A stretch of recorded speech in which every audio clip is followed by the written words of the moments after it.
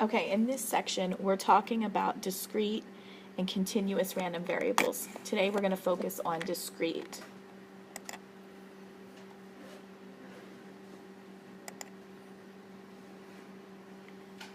So first, we're going to refresh our memory on a probability model. A probability model describes the possible outcomes of a chance process and the likelihood that those outcomes will occur. Consider tossing a fair coin 3 times. We could define x as the number of heads that are obtained. So, you could get 0 heads when you get tails, tails, tails. You could get x equals 1 head when you have heads, tails, tails, tails, heads, tails, or tails, tails, heads. And so forth. We could get x equals 2 heads, and one time we could get x equals 3 heads. So that's kind of like our sample space, the things that could happen. And we can change those into the probability. So this is a probability model as a table. We have our value of x. The values of x could be 0, 1, 2, and 3. And the probability of each is 1 out of 8, 3 out of 8, 3 out of 8, and 1 out of 8. We can also translate that into a histogram, a relative frequency histogram, where this time we're labeling it as the probability on the left. So a random variable takes numerical values that describe the outcomes of some chance process. The probability distribution of a random variable gives its possible values and their probabilities.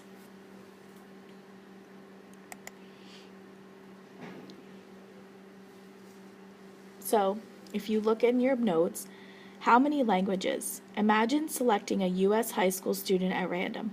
Define the random variable x as the number of languages spoken by the randomly selected student. The table below gives the probability distribution of x based on a sample of students from the U.S. Census at School database. So we're given a probability model. Show that the probability distribution for x is legitimate. Before I do that, I need to go to the next page.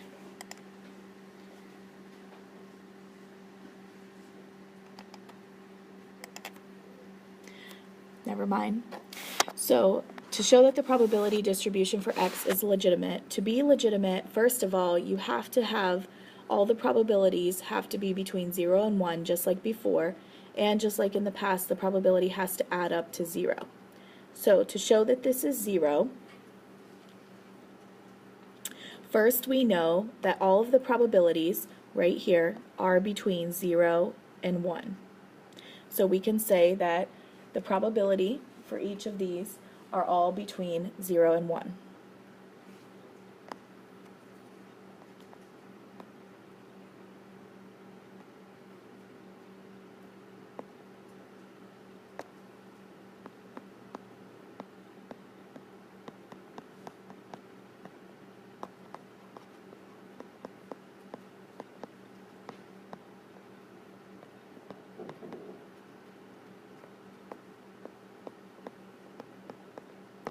Okay, so that's the first thing. The second thing, after we look at these probabilities, also the total of the probabilities, the sum of the probabilities has to equal 1. And if we look at this, if we take 0.630 plus 0.295 plus 0.065 plus 0.008 plus 0.002, and we add those all together, they total up to 1. So since the sum of the probabilities equal 1, this is a legitimate probability distribution. Next it says, make a histogram of the probability distribution and describe what you see. So we're going to take our probability distribution and we're going to make a histogram.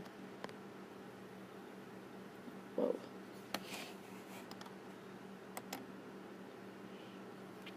Okay.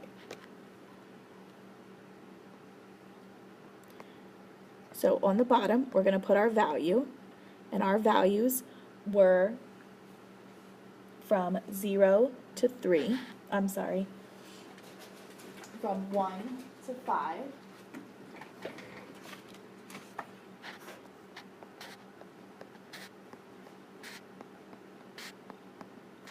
And our probabilities, the highest is 0.630.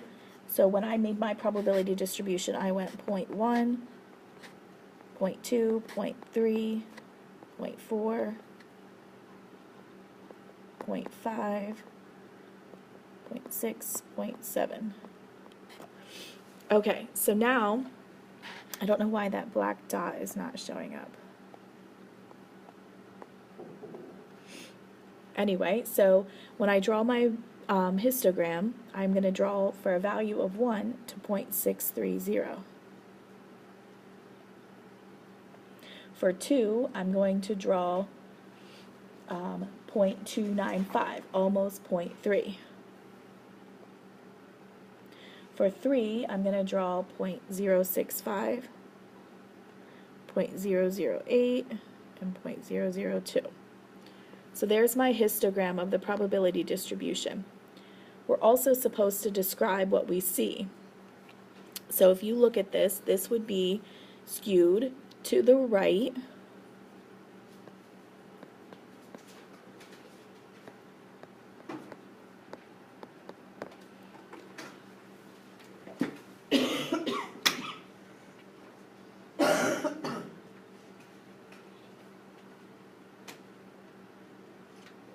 For the shape, think of socks. The center, if you look at this, the median, the most often would definitely be 1, but the mean would probably be slightly higher because of the skewness. So this was our shape, our socks. Our center is going to be, the median would be 1, but mean would be higher.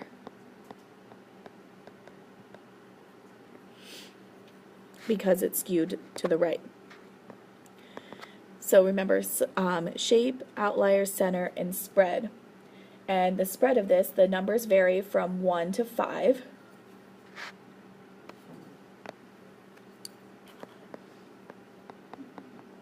Or the values.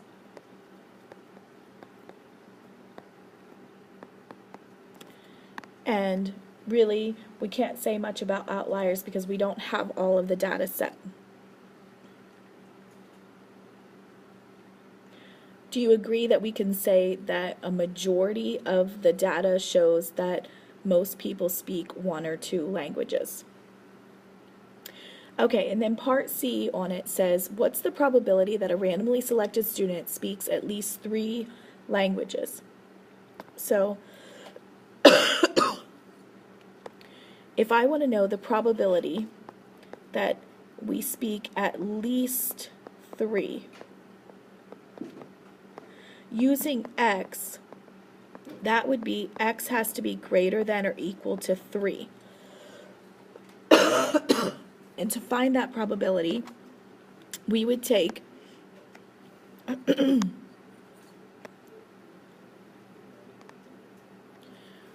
the probability of 3 plus the probability of 4 plus the probability of 5. So from our table, we would be taking 0.065 plus 0.008 plus 0.002. And that totals up to 0.075. So there's a 0.075 probability of randomly selecting a student who speaks 3 or more languages.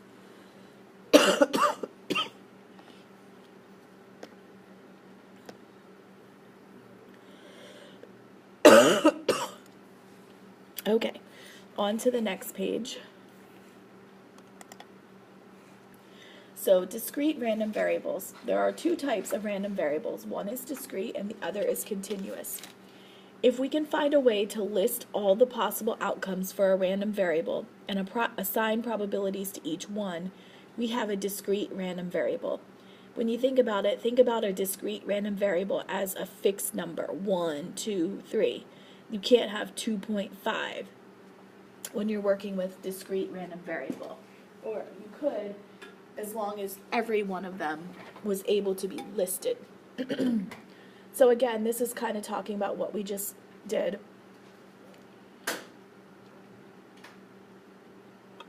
Every probability has to be between 0 and 1. The sum of the probabilities has to total 1. And to find the probability, we just add up all of the events.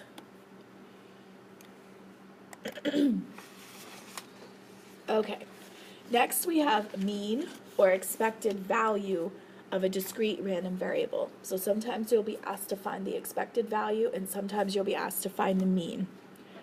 When analyzing discrete random variables, we follow the same strategy we use with quantitative data. We describe the shape, center, its spread, and identify any outliers, so we do SOCs. The mean of any discrete random variable is an average of the possible outcomes, with each outcome weighted by its probability. So basically, to find the mean or the expected value of x, we multiply each possible value. We multiply each possible value by its probability, then add all of the products. So right there, mu for mean. Mu for mean is the expected value of x. And we can also use e of x. And we take the first value times its probability, the second value times its probability, and so forth. And remember, sigma means sum, so it's basically the sum of every value times its probability.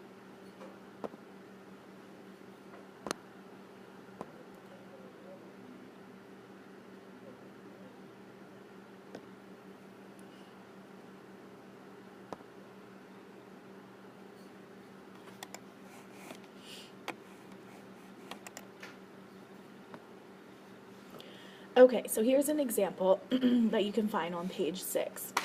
A baby's APGAR score is the sum of the ratings on each of 5 scales, which gives a whole number value from 0 to 10.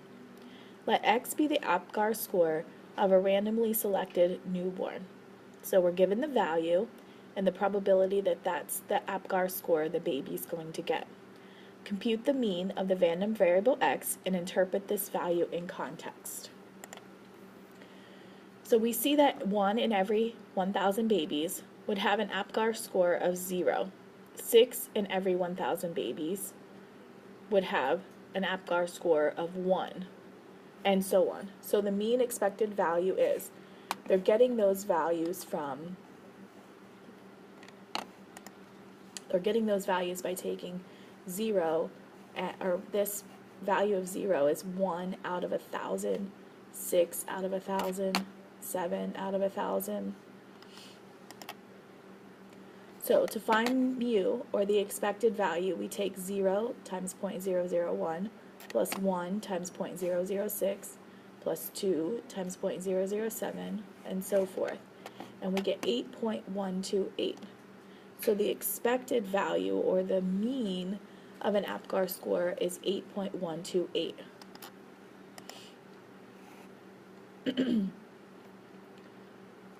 So this is the average APGAR score of many, many randomly chosen babies.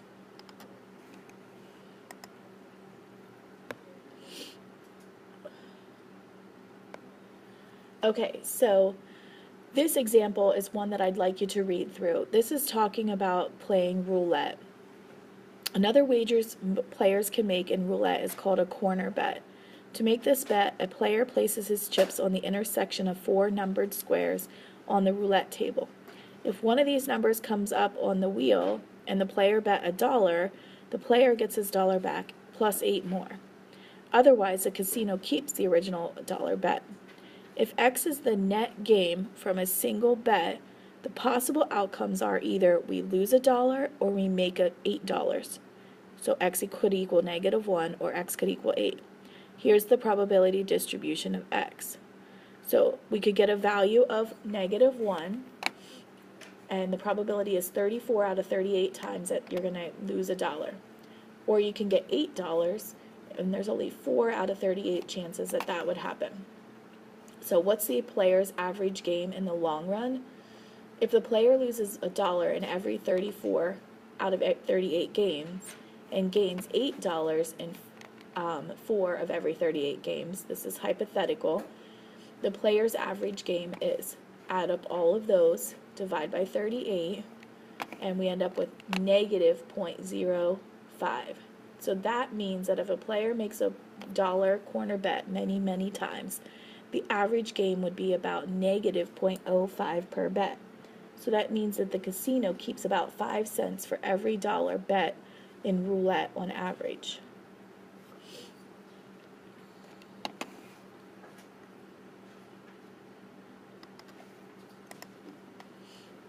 So that's just getting us started. We're talking about the mean and expected value of discrete random variables. We're finding probabilities using a probability distribution. And tomorrow we'll focus on standard deviation for discrete and then move into continuous random variables.